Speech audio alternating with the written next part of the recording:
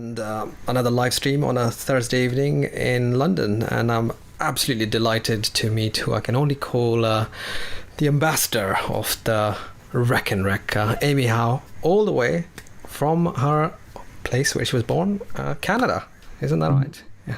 That is correct. Yes. So time's a little bit different here. We're 4 hours behind you, but I think I'm more delighted that you invited me to come on here and talk about one of my favorite mathematical tools. So thank you. Thank you so much.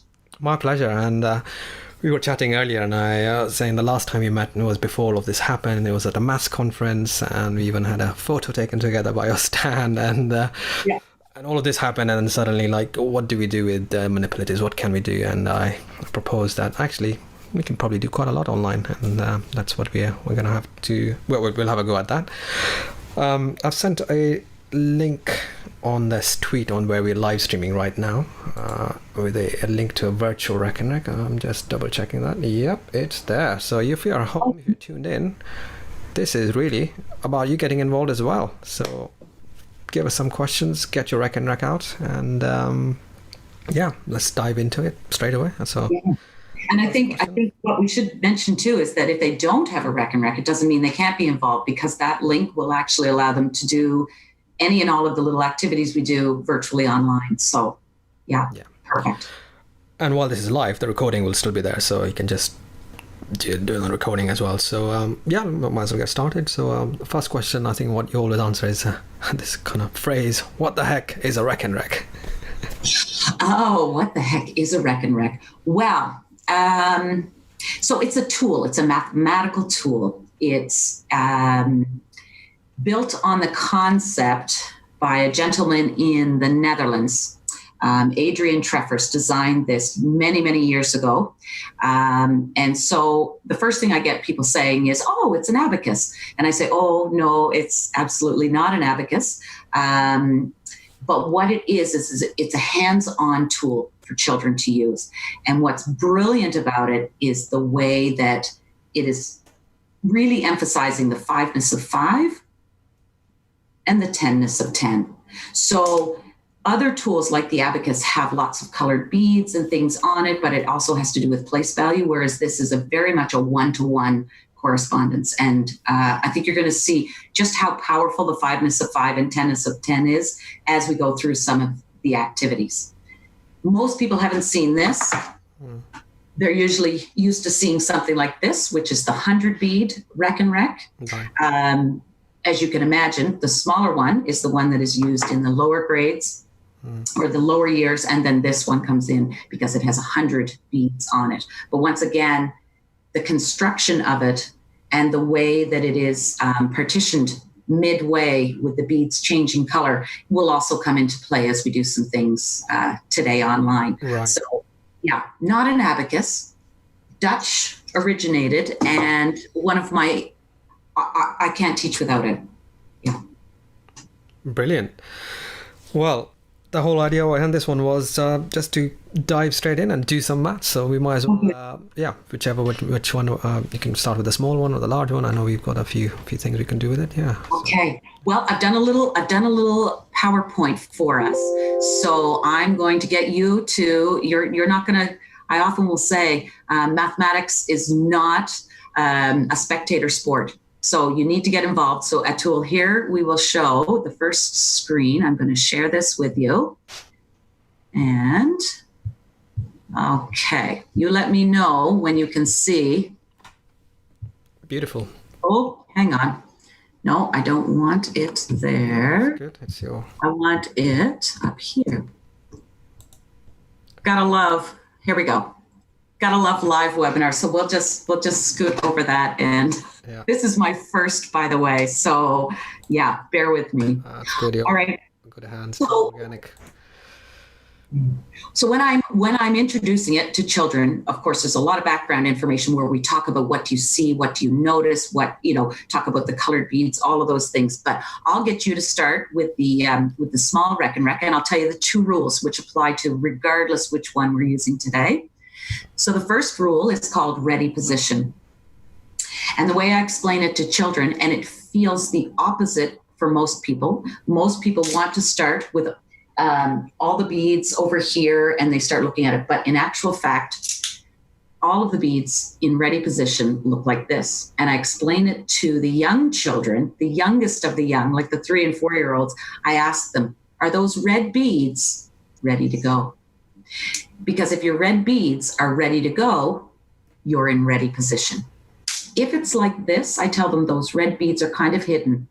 You can't move the red ones until you move the white ones. So this is called ready position. If you know your left from your right, you can say, are you all right? Are all the beads on the right? So this is ready position. So are you in ready position, Atul? Neat. So everything right, red, ready. I like it. Yeah. So need to make it very clear and very simple for the children, but once they get it, they get it. Yeah.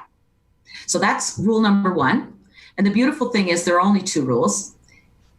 My next rule, and I'll get you to sort of play with this as we go. Once we're in ready position and I ask a child to show me a specific number, and we'll go into this in a bit. If I were to ask them, can you show me 3 beads? What I don't want them to do is do this. 1, 2, 3, which, although it's one-to-one correspondence and it's really reinforcing their counting skills as a young child, I want them to do all of the pointing and touching over here. And with one finger, especially for adults because our fingers are bigger, but one finger, we count 1, 2, 3, and we do 1 push. So instead of doing 1 by 1, it's counting, touching, 1 push. Okay, so any of the activities we do today, and I guess it kind of comes back to efficiency in a way, doesn't it? Mm-hmm. What's more efficient? If I were to ask you to show me 15 to do them one at a time, or to do 1 finger, 1 push per row of beads. So we're kind of introducing efficiency, which is, a fluency strategy early on by saying 1 finger, 1 push. That's right. Because I have had dyscalculic tutees or just younger tutees, or when they are starting off, the first thing they do is they start moving them one by one. Right. Yeah. Yeah. It's a natural tendency. And when you haven't got your counting skills down pat, it takes a little while. And I'm not discrediting one-to-one correspondence. That's a vital skill that they have to know. And one of the sort of counting strategies. But the thing is, we want to get them past that and into that efficiency. So, yeah. So for today, Atul, ready position, 1 finger, 1 push. And I want you to think through the eyes of a child. So nothing we're going to do today is going to be frightening for you as an adult, mathematically. But I would, no, I promise. But I'd really like you to look at the Rekenrek, and when I ask you, what do you see? I want you to tell me, what do you think they would see? What do you think they would say? Yeah, from a 3-year-old up to, say, a 9-year-old. So just think through the eyes of a child. Okay. Okay. So probably if you remove the screen share, then the video will be bigger, and I can bring my Rekenrek in as well, and then you can. Okay. You want me to stop share? Yeah. Okay. Because the screen is tiny, and then because the screen is bigger, so I'll bring my Rekenrek. Okay. And I'm going to switch my camera around so that I can see. So this is a new thing as well that we've done. So I've got one of these. Is that the correct orientation? No, I think because it's the reversal of your camera, it's come around the other way, and then you have to make sure your red beads are ready to go. Ready to go on the right-hand side. On the right-hand side, yep. And also for efficiency, allow children to kind of give it a tilt. So rather than pushing them all back, we just sort of tilt it, and then we're in ready position. Right. Okay. So if it was there, I would just go there. Exactly. Okay. So are you ready to start? Through the eyes of a child. Through the eyes of a child. My thumbs up is there, yeah. Okay.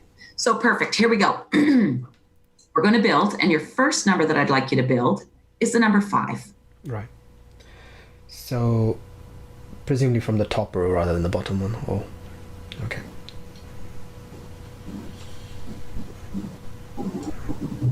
Okay. So what I might say to children next is, what can you tell me about the number 5? You've built it. What can you tell me about it? And you're probably thinking, well, that's a pretty basic question. And as an adult, it is a basic question, but I want to show you the versatility and how much number sense we can get out of a Rekenrek just by this one activity. So you built 5. Atul, what can you tell me about the number 5? So I can see that there's 5 red dots there, which is Yes, 5 red beads. Yeah, 5 little beads. Yeah. And that's exactly what a child would say. So I appreciate your thinking through the eyes of a child. So you've seen 5 red beads. Is that all the red beads on the top? I see 5 red beads on the top and 5 white beads on the other side. Right. So 5 is all of the red beads. Yeah. We want children to visualize that and start to know that. And so that after a while, they don't even need to count 5. They've come to the point where we call it subitizing. Right. They know 5 red beads is 5. They don't have to count them. It is just simply something that they do because they've done it so many times that they're thinking, well, I know what 5 looks like. It's all the red beads on the top because there are only 5 red beads on the top. Yeah. What else could you tell me looking at the Rekenrek about the number 5? Well, yeah, the number 5 is seems to be exactly half of all of them, which I know is 10. So 5 is obviously half of 10 from what I can see there. So imagine if you had your child who's very young saying, well, I can see it sort of in the middle, or that's half of them. So all of a sudden we've sort of introduced fractions without introducing fractions. And I'm not saying we introduce fractions. I'm just saying we're talking about how they can see that there's the same number of red beads that they've pushed over and the same number of white beads left on the other side. That's half. Right. So we can start to talk about 5 is actually half of 10. I'm wondering if I can just show my screen for a minute and talk to you about some of the other things that children might say about the number 5. Absolutely. So I'm going to share this with you. Okay, and I'm going to begin from current slide. So I asked you to build the number 5, and then I started to ask you, what do you know about the number 5? I've sort of compiled a list of, over the years, things that children have said to me, Right. or things that I've started to draw from them. Once a child says something, we can start to build on it. Now, the first thing is exactly what you said.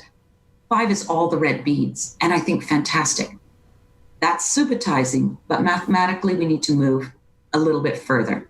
Right. They may say something like, I can see that 5 is 1 plus 1 plus 1 plus 1 plus 1. And they've done that by counting each bead and pushing them over. They also might say, I can see that it's 4 plus 1. They also might say, well, if it was 1 more, it would be 6. And 6 take away 1 is the same as 5. And then finally, which would blow me away, is if they were able to say, I can see that 5 is half of 10. And most children won't get to that, but it's about them looking at 5, not just as that digit, but what do they know about it? What are the combinations of 5? And there are other activities that I do with children to look at number bonds to 5. But I think you can start to see that they can talk through some of these facts about 5 rather than just saying, I know how to draw it, I know how to say it, and I only associate it with the digit, the number, and the word. Now they're starting to break it into pieces, partition it into pieces. So let's go back to ready position, and I'll get you to build another one for me. Okay. And my next one is the number 9. All right. So we go back to ready position, and that's really important too, is that they don't build on from the last number. They always go back to ready position. Okay, so I'm going to switch over the cameras so you can see that. Yeah. Perfect. Ready position. And a 9. Okay. Ooh, okay, so I'll go for 1 finger, 1 push. And that's a 9. Perfect. Look at you. 1 finger, 1 push. Fantastic. Atul, why don't you just give me 2 things that you know about the number 9, thinking through the eyes of a child, what would they tell me that they know about the number 9? So they may say 9 is almost 10, but 1 less than. 1 less than 10. Fantastic. And another way, if they know their number bonds are 5 and 4, is 9. Yes. So you can clearly see that there's a number bond of 5 plus 4 is 9. But you've also told me that in terms of quantity, you can see how close 9 is to 10. Right. So that to me is starting to have that really solid foundation of number sense. Yeah? So now I'm going to push you a little bit further. Let's put the small Rekenrek away. Right.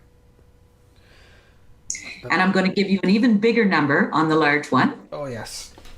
Fun. Okay. Do you want the real one? Yes, I will. Yes. There. Yeah. I think that's enough. And I'm going to ask you to build me the number 42. And we're going to watch how you build it.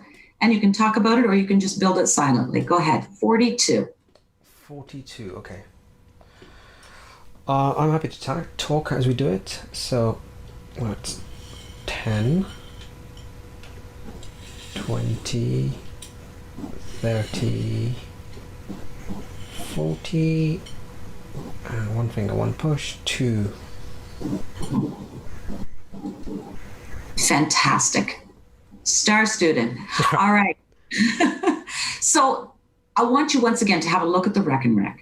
Think about what you just sort of said as you built it. Yeah. What's something you know about the number 42? Thinking about as you talked your way through it, what are some things, some facts, some information about 42 that you know just by looking and just by building? So I thought of as 42 as quite literally 40 and 2. Perfect. And if you think about how we teach place value and what the value is, we often teach that's the standard way. 40 and 2. That's what we partition 42 into. Yeah. I want you to take another look and think about when you were building it, how were you building it? You didn't build 42 at 40 at a time and then 2 more. How did you build it? Yes, of course. I would have built it in groups of 10. So I would have had Groups of 1, 10, another 10, 4 groups of 10 or 4 multiples of 10, and then 2. Good. So we can see now that you've started to think about 42, not just as 40 and 2, but 10 plus 10 plus 10 plus 2. Right. So I'm wondering, can you still see my screen here? Yeah, I can see. Let's build. What does the Rekenrek tell you about the number? Yeah. I'd like you to take a look at your Rekenrek of 42, and I'm going to pop some things on here to think, can you see this when I talk about what is 42? Right. You said, I actually see it as 40 and 2. Yeah. Brilliant. You even said, I see it as 10 plus 10 plus 10 plus 10 plus 2. Can you also see 42 partitioned into 20 plus 20 plus 2? Can you see that on the Rekenrek? If we grouped 2 rows, and had 2, could you see that? Yeah, I can. Yeah, I've got an image. Yeah, that's 20, 20, and 2. Now that you tell me, yes, I can see 20, Okay. 20, 20, and 2. Yeah. So another student might put up their hand and they say, actually, I see 30 and 12. Can you see that? Nice. Yeah, I can see that as 30 and then 12. Exactly. So in a classroom, I would get the child to come up to the interactive whiteboard, and I would actually get them sort of to show with their finger. And we're going to go to that app in a few minutes to talk about how do you see that so that everybody sees that. Because thinking about 42 as 30 plus 12 is about partitioning it in a way that we need children to think about multiple representations and talk about numbers more in depth and not just it's 40 and 2. Right. So let's just do a couple of more. Can you also see that 42 is the same as 50 subtract 8? Can you see what I mean by that? Neat. Yeah. Because a color switch happens, I can tell that this would have been 50, all of this. Right. But we're missing 8, 5 white and 3 red. We're missing this. We can see that 42 is close to. Yeah, absolutely. How about this? Can you see that 42 is the same as 100 subtract 58? Neat, yeah, because on the left-hand side, I've obviously deduced it's 42. And this one is 58 because I got that pattern that switches over there, and then you got 8, 58 and 42. So thinking now about those number bonds that we want children to know, their number bonds to 10, but also to other nice numbers like 50, like 100. And I think that misconception that most children would say 42 plus 68 is 100 because they're thinking 4 plus 6 is 10, 2 plus 8. So quite often the most common misconception is they think 68, but you can see clearly on the Rekenrek that 10, that group of 10 has been split. We're only left with 50 and 8 more. Yeah? Yeah. Right. And one last one. Can you see how 42 is rounded to 40 as opposed to rounded up to 50? Can you see to the nearest 10 that it's closer to 40 than it is to 50? Yeah, I mean, that's so clear that it's, yeah, exactly. It's 40 and a little bit more, so I'd say it's closer to 40. So for me, rounding tends to be that thing that we tell them the rule. Oh, look at the digit in the ones place. If it's greater than 5, that kind of thing. I want them to understand why. And I think they can visually see that it is definitely closer to 40, not because of the 2, but because of the 2 beads and the 8 that are left, sort of way over there on the other side. So once again, just a simple activity of getting them to build and talk through what do you know about 42. And thankfully with the Rekenrek, we can see much more than just it's 40 and 2. And yet as a teacher, we simply let them talk. We simply let them tell us what they know. There are hundreds of facts and they're going to get really creative, and then you're going to have to stop them because they're going to say, oh, I see that 42 is, and they're going to start combining it in loads of different ways. And as much as that's wonderful, they're going to get almost too creative, but we want to pull from them what they see rather than tell them this is what it is. Does that make sense? Yeah, absolutely. Yeah. So you're I suppose as convergent divergent thing is that you're getting them to think in many, many different ways into how to get that. It's more the route is more important than necessarily getting the right answer immediately. Yeah, exactly. Absolutely. So if we were to do one more, but I think we'll move along to another activity. Yeah. Right. Yeah. Because I had one more about 78, and I was going to ask you the same things, but it kind of gives you an idea, and maybe those at home can try 78 and start thinking about what do they see, what do they notice, what could they tell me. But I think we'll move on to mental math strategies, which I believe are incredibly important. Yeah. Are something that most children struggle with because they're told to memorize them. And we as adults know our doubles, we've memorized them, but it's not that simple for children. Right. So I'd love to try. I'd love to show you, and actually I have a video on YouTube in a little bit more detail, so if people want to watch that after, they certainly can. But let's talk about doubles, and let's go back to the small Rekenrek, shall we? Yeah, I'm just looking at Twitter. Yeah, Beth Smith has retweeted us. Beth Smith. Yes. Hi, Beth. And Mark McCourt has retweeted us as well, very kindly. Oh, fantastic. I better put my coffee down then. I better stay focused. So let's start with our small Rekenrek. Okay, so let's go back to the small one. Let me. And I'm going to stop sharing so that we actually can look at you a little bit clearer. Version of it. Yeah. Okay. Okay.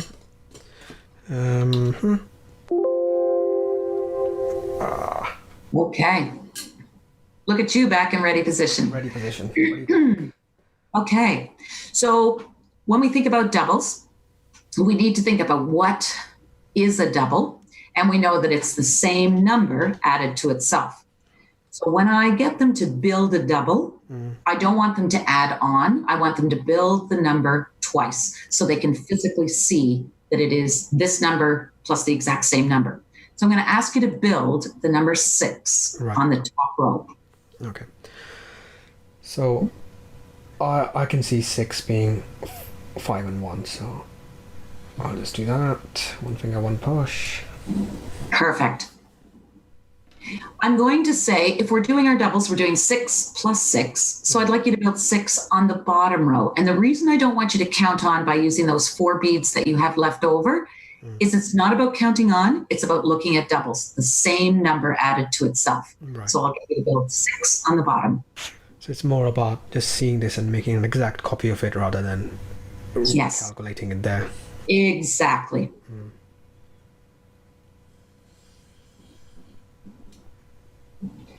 So thinking through the eyes of a child, what do you see? This is a representation of 6 plus 6, which I will tell you, once children get past 5 plus 5, they tend to start guessing. They hear the number 6, 6 plus 6, and they'll start yelling out answers because they're not sure. So they'll say, oh, is it 16? Is it 15? Is it whatever? Until they get to the right answer. Right. What I want them to know is, how do you know? And how can you remember this? How can you understand, 6 plus 6? So what do you see? So I suppose as an adult, I'm used to 6 and 6, just knowing it's 12. Yes. Yeah. But what if you didn't know it was 12? Well, I know some children would actually just count them one by one. Okay. I've seen that. Yes. And what is, I suppose, I can see a 5 and a 5. Aha.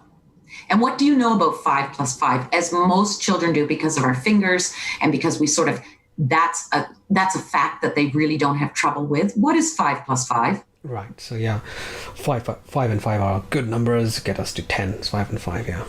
Okay. But we have more than 5 plus 5. How many more do we have?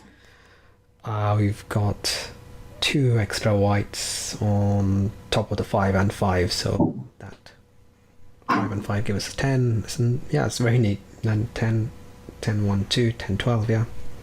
Yeah. So what I want children to do in their head is not think, I don't know 6 plus 6, but what I can do is I can partition 6 into 5 and 1, 5 and 1. I can double 5, I can double 1, right, and I can put them back together. I don't need to memorize what's 6 plus 6. I need to think about 6 in a little bit different way than it just being a digit. I need to think of it as 2 parts that I know, that I'm confident about. So same thing, let's do one more, 9 plus 9. Shall we do one more 9 plus 9? Sorry. Okay. It's not a musical instrument. It's not a musical instrument, no, but that is music to my ears. I got to tell you, when I hear a Rekenrek in class. Duties online do all kind of stuff. Yeah. Oh, absolutely. Okay, so 9 on the top, 9 on the bottom. Okay. So yeah, I did 9 before, which was 1 less than 10. Perfect. I'm just making a copy of that, not thinking about anything else. Okay. Oh, I think okay. I can't see that. And what could you tell me? What could you partition 9 into so that it's easier for you to find the double? Yeah. Well, if we go back to the original idea that I can already see this as like 10. And then I may already know that 4 and 4 is 8, in which case 10 and 8 is 18. Perfect. Can I tell you what other students might say? Yeah, I'd be very interested. Yeah. They take a look at those 2 white beads that are left. See those 2 that are stuck over? Yeah. How close to 20 is it? How close is it? It's nearly to 20, but 2 less than 20. Yeah. So if you can figure out, if you know that 9 is very close to 10, and I've got 2 of them, and I'm 2 away from 20, some children say, actually, I'm not going to add all those beads up. I already know that 9 and 9 is 18 because it's 2 less than 20. But without a Rekenrek, they're never going to come up with that thought on their own. But they see that and they think, oh, that's a faster way. I'm just going to subtract 2 from 20. Right. And I've got my answer of 18. Nice. So it may not be a method that we ever used. We were just told, memorize it. But I think children need to be able to see it and understand it and talk about it. Because that comes in useful for other stuff later on anyway, where they have to bridge from multiples of 10, right, or like 20, 30 and so on and so forth. So you're building that skill set as well, where it's almost to the multiple of 10, but yes, that much less rather than... Exactly. So that understanding of number, which started with us just building the number 9 when we were very young, then starts to help us when we're doubling 9, because we're starting to think about deeply what is the number 9 and how does that help us. So, and to be honest with you, and I say this in my video, is that I'll get children in class to close their eyes and I'll ask them, can you build the number 7 in your head? What do you see? And they'll say, all the red beads and 2 white. Build it again. What do you see? And then how could you add those up? And they're like, well, I already know it's 10. All the red beads are 10. 2 and 2 is 4. And they've sort of got a strategy that they understand rather than just guessing, memorizing, forgetting, and feeling like, they're just not having success with it. It may take a couple of seconds longer, but the answer is there and the understanding is there. So it's the only way I teach doubles now. No, it's fantastic. I'm always doing doubles and near doubles, and I don't think I use that Rekenrek enough to do that doubles and near doubles. I use either dice dots or dominoes or something else, or Cuisenaires as well, just to show that there's a difference between a double and a near double. But it's so clean, it's so neat, it's like one thing, it's so packaged, isn't it, the whole Rekenrek? It's just... I couldn't be happier than that description of what it is. And I feel like it's that one tool that, and I'm not discounting, I love Cuisenaire rods, love base 10, love double-sided counters, love all of those things. But there are times when we need to be efficient as teachers as well. And I feel it's almost that all-inclusive tool. It's there, you're using it. No pieces are falling. Nobody's arguing over it. Everybody, it's quick to reset and start again. Yeah. It's just kind of a nice, simple, clear, visual, hands-on tool without all the chaos, the mess, and the bits going everywhere. So not by any means discounting the other ones, but it's sort of another tool that I think teachers aren't using, that once they start to use it, they go, yeah, I can see the benefits of this. Yeah, it's all about multiple representations. So the more ways you can help that with, and it's really, really neat. Actually, it's just like the more I use it, the more I see it, the more you talk about it, and the more examples you give, the more the elegance of it starts to reveal itself. It really is pretty neat. Yeah. Well, isn't that the whole purpose of this webinar today, is to sort of let people see and try and think about it in a different way, because it is a very unused tool and there aren't a lot of people out there promoting it, or, they may have it and they think, I don't know what to do with it. And I think if you follow me on Twitter, that's what I want to do. I'm on a mission. I need people to get this into the classrooms, get it into the hands of those children, and just listen to what they know and what they're learning just by doing the mathematics. So yeah, that was really well put. And I'm glad that as an adult and any of the teachers that I've done the training with, they're always thinking, I had no idea, or yeah, I can see how this would work, or, but I'd love to move on to something else, because if you are teaching upper grades or years or different concepts, you're thinking, well, what else is it for?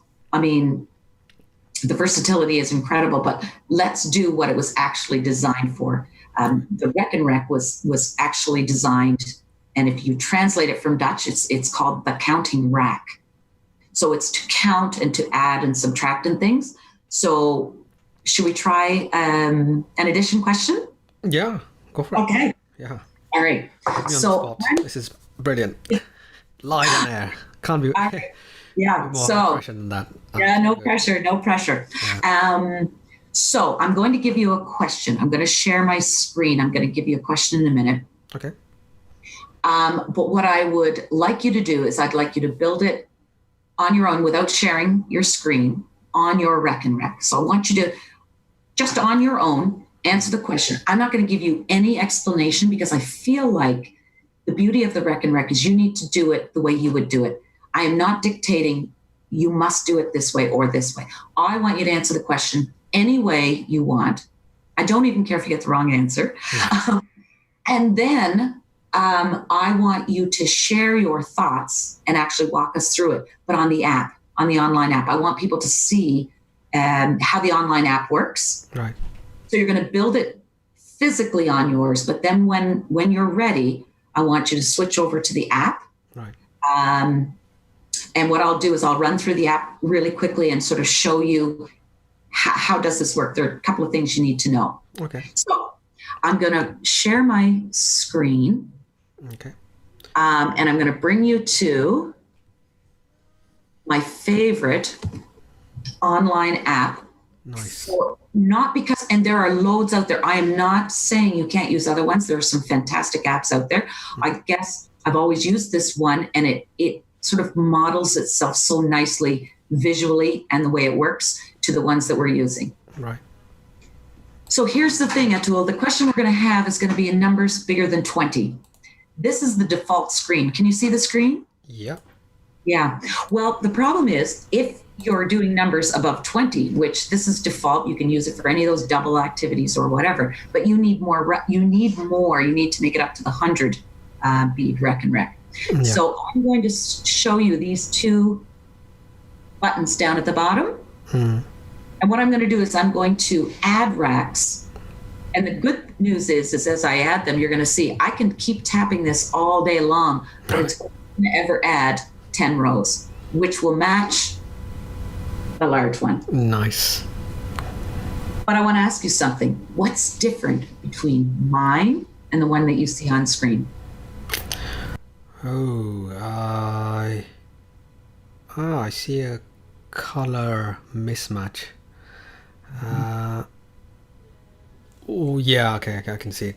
So the virtual one is all the reds on one side and all the whites all together on one side, where you have a swap halfway through, which I believe is what should happen, right? So for me, now you're going to find them for sale in loads of places, and lots of people have this as their Rekenrek. Right. I personally feel that you're losing out on some of the beauty of the Rekenrek by not showing that midpoint of 50 for mental maths and for doing some of that visual learning.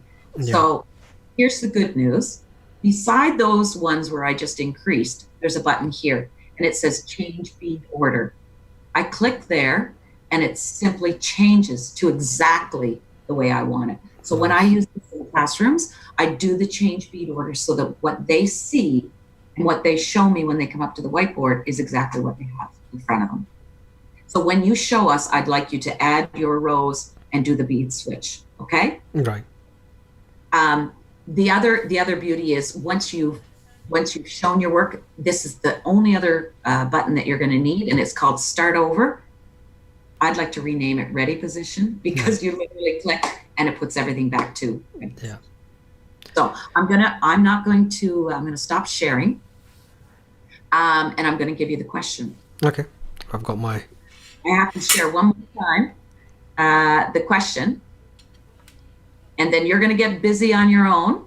Okay. So I'm not going to go full screen. That's fine. I'd like you, Atul, to add 47 plus 16. Right. And when you're ready, so off you go. Okay. When you're ready. So I'm just going to use this one, but I'm not going to show it to you just yet. Yes, no. Well, what you're going to do is you're going to go online and show us what you did, okay? As an articulation, yeah. Okay, very similar to what I do in my own tutoring, actually. I kind of want them to, not me watching them over. little less pressure on you. Yeah. Can you remind me what it was? 47 and 16. 47 plus 16, please. Yeah. Okay, that's fine.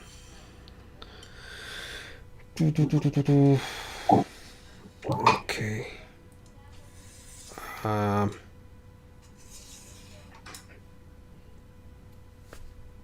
think I built it. I think you built it. All right. Can you please share your screen with that virtual app? And I want you to walk through exactly what you did. And there are no wrong answers. Okay. Okay. Cool. So I'm gonna switch over to the virtual app, and I'll share that with you in a second. See if it works good on the live stream. Yeah, it does actually. So, and you'll be able to see what I see in a second as well. You can see that. Okay. So I'm just gonna add the rows, which was this icon here. It wasn't change speed order. You can't see that, but plus Yeah, there you go. 5, 6, and is that it? 1, 2, 3, 4, 5, 6. You can't go too far. It's perfect. I can't hit the plus button more anyway. Yeah.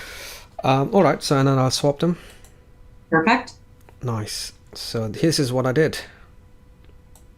First 10, 20, 30, 47. Okay. And then 16 is 10 and 6. So that's how I built it. That's how you built it. Okay. Yeah. So yay for you for building it. But ultimately, I want to know what's the answer. So now I want you to walk me through how will you calculate the answer? So add them up for us. No pressure. Add them up for us and tell me what is 47 plus 16. Go ahead. Okay. So I see some multiples of 10, 20, 30, 40, 50. Okay. And then I've got 50. I suppose I could say that's 6 and 6, 12. So that's 6 there and 6 there. So that's 50 plus 12, 62. And 1 spare, 63. Okay. I love how you just used the skill that we just learned, which was double 6. Yeah? Yeah. Into this. Yeah. Okay. And so I'm hoping that people that are watching or that download this later are thinking, that is not how I would add those up, or that is not how I would build it. But a tool that's brilliant. Well, it makes me happier using your doubles. So what you did was you built the first number, you built the second number, and then you went with all the 10s, and then you did your double 6 and added one more. Yeah. Fantastic. I would have had you come up to the whiteboard and exactly walk through that. Right. And not only that, I would have everybody at their seat, at their desk, building it as you do. And I say, we're going to build it just like Atul did. We're going to count it just like Atul did. Does everyone see how the answer is this? So even though it's not how they were thinking, I encourage them multiple representation. I want them to see how you did it. Yeah. And then I'll say, who did it a different way?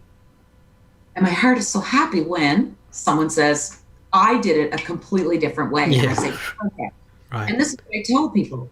Go back to ready position. We're going to do it Amy's way now. Or we're going to do it, well, Beth, if she's still watching, we're going to do it Beth's way. We're going to do it all of these different ways, because at some point, one of those ways is going to make sense to you, and you're going to, and that's now going to become your strategy. It might be more efficient than the one you did on your own.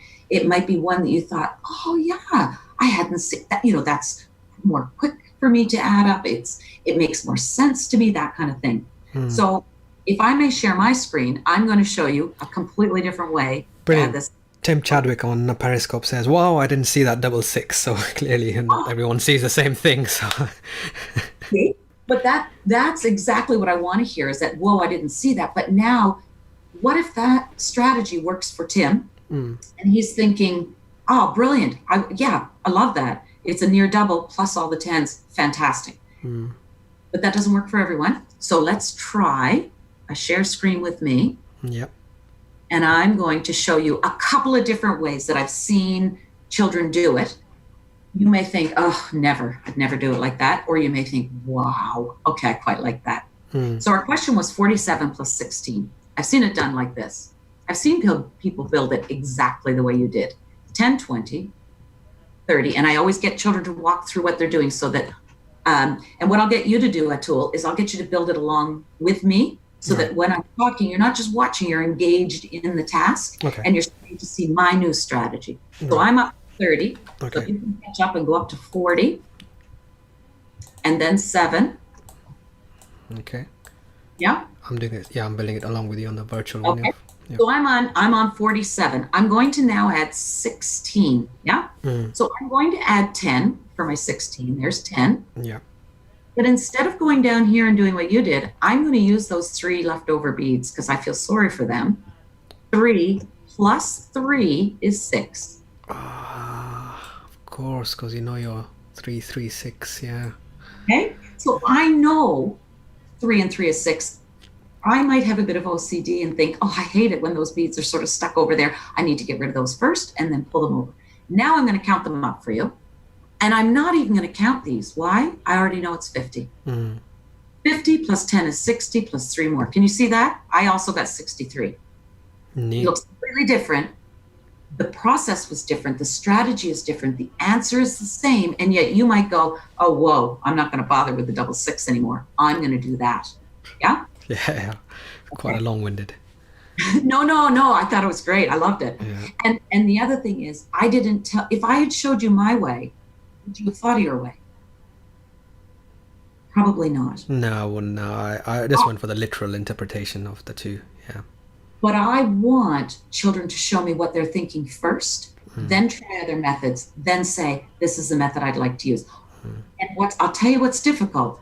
If this is the only way I can do it, I would have a hard time even coming up with your method because I don't think like that. Right.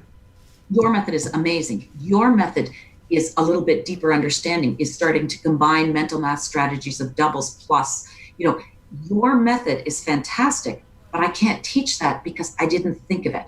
And as teachers, we need to teach multiple representations, but how do we do that if we can't think of what's in the minds of the other children? So let's try one more. Yeah. I'm going to go back to ready position, which I showed you was that button. And I say, clear all, we're back in ready position. Yep. What if I said to you, when we do 47 plus 16, we can think about adding it almost like the column method. And if you were to write down 47 and 16, one underneath the other, the first 2 digits that you would add up would be the 7 first. Yeah.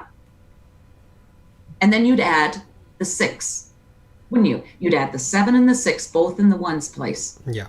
There's 7, and I'm going to add 6. 3 and 3. Neat. I'm now going to go to my tens place. It was 47 and 16, so I need 4 tens. 1, 2, 3, 4. And it was 16, so I need 1 more 10. 4 tens and 1 10. Okay? So I was thinking column method. I added my 7 first, then my 6. Then I went in my tens and I added 4 tens and 1 10. How many do I have?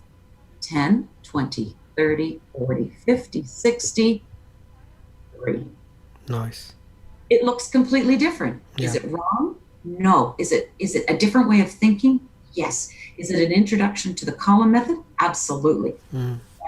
None of the methods are wrong, and they're probably in workshops. I usually have to say, whoa, that's enough. Like, we don't have time to show, because people are still, can I show you my method? Can I show you my method? And I say, right. don't really have time.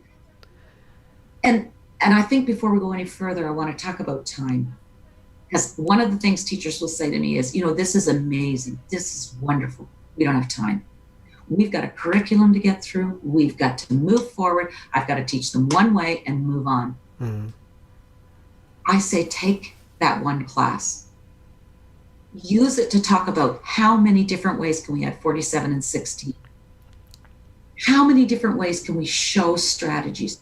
get children comfortable with adding 2-digit numbers and talking about it, get that mathematical talk into the classrooms. The time you spend on something like a rich activity like this with a Rekenrek will come back to help them down the road. It shows multiple representation. It allows them to talk through their strategies, have other children try them and see maybe there's a better way that works for them. So I know time is of the essence, but for me, that basic foundation of number sense and addition and subtraction and all of these things that they need to know, I think we need to spend a little bit extra time. So, yeah. That's great. I mean, Nicole Medina is on Periscope, and she's just a fabulous point. She says, children learning strategies from others takes the pressure off me because I don't have to think of them. I couldn't have said it better myself. I mean, and it's just so wonderful to hear them. And you have those children that did it in a very obscure way, but they're so proud to show you. And the praise that they get, and instead of them thinking, oh, I did it wrong because mine doesn't look like that, they start to realize that, you know what, I did it a really unique way. And there's sort of praise there for thinking differently. And yet that process of other people trying it is also the engaging everyone. So you don't have one child standing up showing, everybody else is bored, and so they're off task. No, their task is to build it just like Amy did, just like Atul did, just like someone else did. So you have the whole class engaged in a task, learning from one another. And I'm going to tell you, it's an incredibly powerful day because the children that show are so proud. The other ones are learning, and you can just see them going, oh, I like that method. It happens even in my sessions. I'll have teachers go, I've never seen that before. That's incredible. So thanks for that comment. That's fantastic. No, that's fascinating. I mean, we've got a couple more comments. Jane Brown, loving this, Amy. Tim Chadwick, love that. Can see it written next, like the column method, next to the written column method. But what I was going to say was, I think in some ways it's a really good metaphor for learning and seeing other people's point of view. And by following their strategy, you are sort of in their head. And what better way of understanding how someone else thinks than actually replicating their strategy for just this very simple thing. But what it's teaching us and teaching the children to do is that there's no one way of looking at things. Maths is really convergent, right? There's one answer to this problem you just gave, but the answer isn't really that important. The way you get to it, the processes and the many different processes. It's a really, really good sort of metaphor, and I think it's worth spending that time initially to look at these different routes, because that's what mathematics is. Mathematics isn't mathematics is conjecturing, generalizing, coming up with a theory, see if it works, it doesn't. That's what you're essentially getting them to do, rather than let's try and get to the answer as quickly as possible. And that will come. But it only comes with strong number sense. It only comes from confidence. It only comes when children enjoy mathematics. And my experience has been for the last, I guess I'm into my 9th year of just really pushing this tool, because I've had such success. I've had so much success with children that English isn't their first language. But I put that question up on the board. They can come up to the interactive whiteboard and show their strategy. Maybe they're not using words. Maybe they're just using the numbers as they're counting 10, 20, limited language skills that everybody is learning from this little girl who speaks Italian, but no English. And she goes home proud as punch because everybody tried her strategy. And I call it her strategy. And, it's a really engaging activity, and it's an engaging tool that I don't know. Can you tell? It's my favorite. Yeah. Well, yes. There is no better ambassador of the Rekenrek. So your brand is Rekenrek 101. So it is. Yeah. And there's so much. I guess. I look at the time and I think, my gosh, have we really talked for literally an hour on this? And I haven't even touched the surface of some of the things that over the years I've developed and designed and tested on children. and the versatility is just it's incredible. So I can't tell you how wonderful it's been to be able to have you be so engaged, and so you really did think like a child. You really did sort of give it that thought process and make those points that sometimes I forget to make. But the last one about getting into children's heads, how else? How many times have you said, "Tell me what you're thinking. Tell me how you did that. What's your strategy?" And they say, "I did it in my head," which I don't know what that means. I don't know what that means, or I just knew it. I need to know, what did you do? What step by step did you do to get there? With the Rekenrek, I see it. You're right. I see what they did and the steps to get to that answer.